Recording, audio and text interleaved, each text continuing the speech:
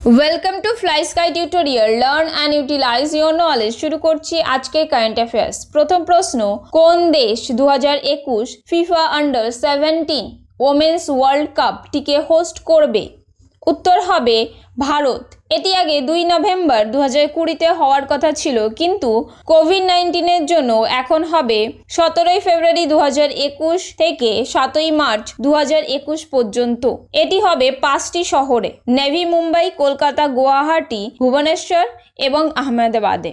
মানচিত্রে ভারতের অবস্থান এখানে রাজধানী নিউ দিল্লি, রাষ্ট্রপতি রামনাথ কোবিন্দ, প্রধানমন্ত্রী নরেন্দ্র মোদী এবং কারেন্সি হলো ইন্ডিয়ান রুপি।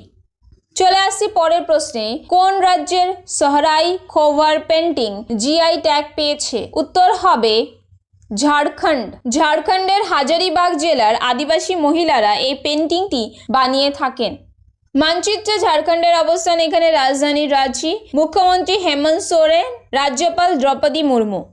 চলে আসছি পরের প্রশ্নে, DRDO defence food research lab একটি মোবাইল কোভিড-19 টেস্টিং ল্যাব বানিয়েছে। তার নাম হলো পারাক।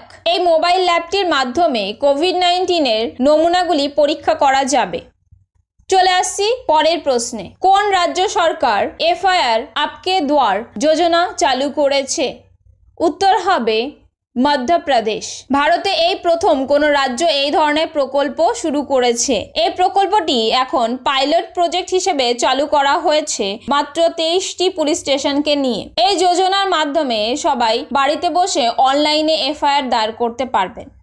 মানচিত্রে মধ্যপ্রদেশের অবস্থান এখানে রাজধানী ভোপাল, মুখ্যমন্ত্রী শিবরাজ সিং চৌহান, রাজ্যপাল লালজি টন্ডন। চলে আসছি পরের প্রশ্নে, দীপা মালিক প্যারা অলিম্পিক কমিটি অফ ইন্ডিয়া থেকে অবসর নেওয়ার ঘোষণা করেছেন। তিনি কোন গেমের সাথে সম্পর্কিত? উত্তর হবে অ্যাথলেটিক্স।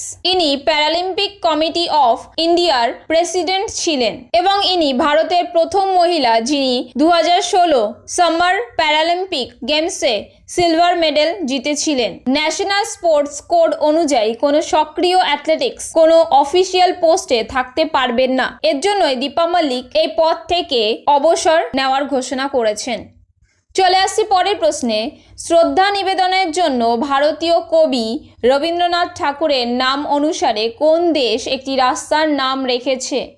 উত্তর হবে ইসরায়েল। এবছর রবীন্দ্রনাথ ঠাকুরের 159তম জন্মবার্ষিকী পালনের পর ইসরায়েল এই রাস্তার নামটি রবীন্দ্রনাথ ঠাকুরের নাম অনুসারে রেখেছে। মানচিত্রে ইসরায়েলের অবস্থান এখানে রাজধানী জেরুসালেম, রাষ্ট্রপতি রেভেনিউ রিভলিন, প্রধানমন্ত্রী বেঞ্জামিন নেতানিয়াহু আর কারেন্সি হলো ইসরায়েলি সেকেল।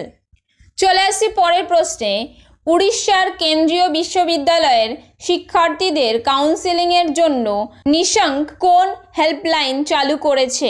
উত্তর হবে ভরসা।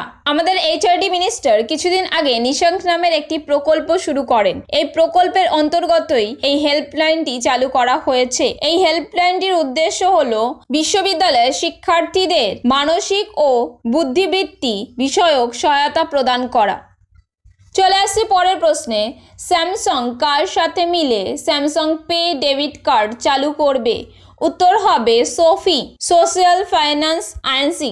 আমেরিকার ফাইন্যান্স কোম্পানি হলো সোফি। এই সোফির সাথে মিলে স্যামসাং একটি পে ডেবিট কার্ড চালু করবে।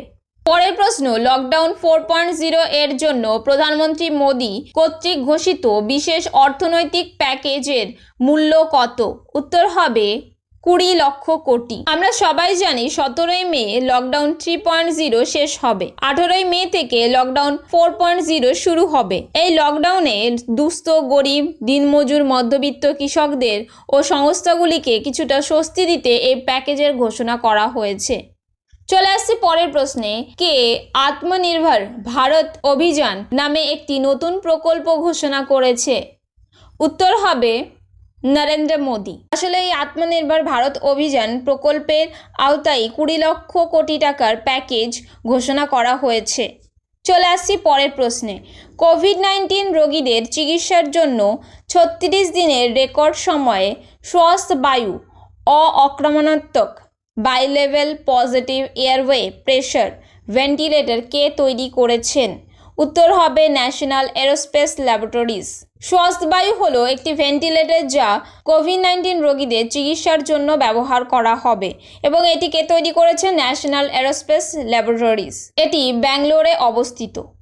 চলে আসছি পরের প্রশ্নে। কেন্দ্রীয় মাইক্রো, ক্ষুদ্র ও মাঝারি উদ্যোগের মন্ত্রক মানে এমএসএমই কোন পোর্টাল চালু করেছে? উত্তর হবে চ্যাম্পিয়ন্স। এই পোর্টালটি একটি কন্ট্রোল রুমের মতো কাজ করবে। সব সংস্থাগুলিকে নির্দেশ ও তথ্য সরবরাহ করবে ভিডিও কনফারেন্স, ইন্টারনেট ও টেলিফোনের মাধ্যমে। চলে আসছি পরের প্রশ্নে। কোভিড-19 টেস্টিং কিটগুলি সারা দেশে সরবরাহের জন্য কোন সংস্থা ইন্ডিয়ান মেডিকেল রিসার্চ কাউন্সিলের সাথে চুক্তি করেছে? উত্তর হবে ইন্ডিয়ান পোস্ট মানে ভারতীয় ডাক বিভাগ। সারা দেশে কোভিড-19 টেস্টিং কিটগুলিকে পৌঁছে দেওয়ার জন্য ভারতীয় ডাক বিভাগ এই চুক্তিটি করেছে। চলে আসছি পরের প্রশ্নে। কে নিউ অ্যান্ড রিনিউয়েবল এনার্জি মন্ত্রকে নতুন সচিব হিসেবে দায়িত্ব গ্রহণ করেন? উত্তর হবে ইন্দু শেখর চতুর্বেদী। চলে আসছি পরের প্রশ্নে। Indian Council of Medical Research এবং National Centre for Disease Control একটি সমীক্ষা পরিচালনা করবে, তার নাম কি? উত্তর হবে সেরো সার্ভে। এই সেরো সমীক্ষা ব্যক্তিদের রক্তের সিরাম পরীক্ষা করে কোভিড-19 বিরুদ্ধে অ্যান্টিবডিগুলির উপস্থিতি পর্যালোচনা করবে। চলে আসছি পরের প্রশ্নে। The India state level disease burden initiative অনুসারে 2000 সাল থেকে 2017 সালের মধ্যে শিশু মৃত্যুর হারের কত শতাংশ হ্রাস পেয়েছে? উত্তর হবে 49%। ভারতে 2000 সাল থেকে 2017 সাল পর্যন্ত শিশু মৃত্যুর হার কত শতাংশ কমে গেছে? 49%। এবং এই রিপোর্টে আরও দেখা গেছে ভারতে কম ওজনের শিশু গর্ভধারণ হয়েছে 46% এবং শিশুর বৃদ্ধি ব্যাহত হয়েছে 21%। চলে আসছি পরের প্রশ্নে। ডিক শিওর এনকোভ-19 ডিটেকশন অ্যাসে নামে পরিচিত ভারতের প্রথম সম্পূর্ণ দেশীয় কোভিড পরীক্ষা কিট কে উন্মোচন করেছে? উত্তর হবে জিসিসি বায়োটেক। চলে আসছি পরের প্রশ্নে। United states disease control and prevention COVID-19 বিরুদ্ধে লড়াই করার জন্য ভারতকে কত মিলিয়ন মার্কিন ডলার সহায়তা দেওয়ার ঘোষণা করেছে? উত্তর হবে 3.6 মিলিয়ন মার্কিন ডলার। চলে আসছি পরের প্রশ্নে। 2020 সালের 9 মে পর্যটন মন্ত্রক দেখো আপনা দেশ ওয়েবিনারের এক্সপ্লোরিং রিভার নীলা শীর্ষক 17তম অধিবেশনটির আয়োজন করে। নীলা কোন রাজ্যে অবস্থিত? উত্তর হবে কেরালা। মানচিত্রে কেরালার অবস্থান এখানে। রাজধানী তিরুবনন্তপুরম। মুখ্যমন্ত্রী পিনারাই বিজয়ন। রাজ্যপাল আরিফ মোহাম্মদ খান।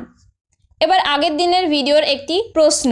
আন্তর্জাতিক নার্স দিবস কবে পালিত হয়? উত্তরটি আপনারা কমেন্ট বক্সে জানান। উত্তরটি লিখলে আপনাদের সেটি মনে থাকবে এবং রিভিশনও হয়ে যাবে। যদি এই ভিডিওটি ভালো লাগে প্লিজ লাইক, শেয়ার এবং সাবস্ক্রাইব করবেন এবং পাশে বেল আইকনটি ক্লিক করবেন আমাদের নতুন ভিডিওর আপডেট পেতে।